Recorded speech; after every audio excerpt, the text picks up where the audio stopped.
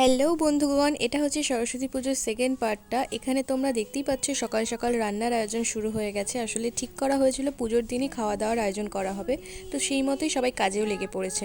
আর এই যে এখানে সুন্দর করে সেজেগুজে ফটো সেশন চলছে, গিনির পুন্নি পিপি ওকে ছবি তুলে দিচ্ছে।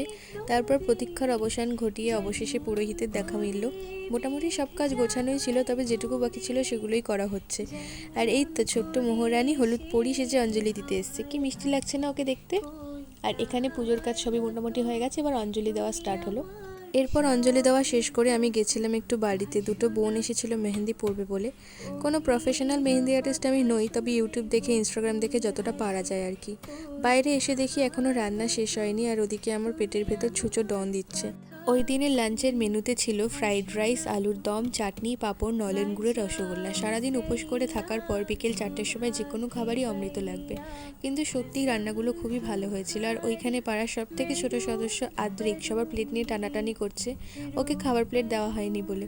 তারপর ওকে ওই জন্য সবার সাথে একটু বসানো হয়েছিল, যাতে ও একটু আনন্দ করতে পারে। সব মিলিয়ে ভীষণ ভালোভাবে আনন্দ করে কেটেছিল দিনটা। প্রথমে বড়রা সব ছোটদের খাবার পরিবেশন করে দিয়েছিল, দেন আমরাও সবাইকে খাবার সার্ভ করে দিয়েছিলাম।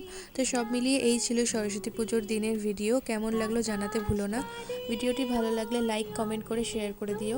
ফেসবুকে দেখে থাকলে ফলো করে দিও, আর ইউটিউবে দেখে থাকলে চ্যানেলটাকে সাবস্ক্রাইব করে দিও। আজকের মতো এটুকু। নেক্সট ব্লগ খুব তাড়াতাড়ি আসছে। বাই।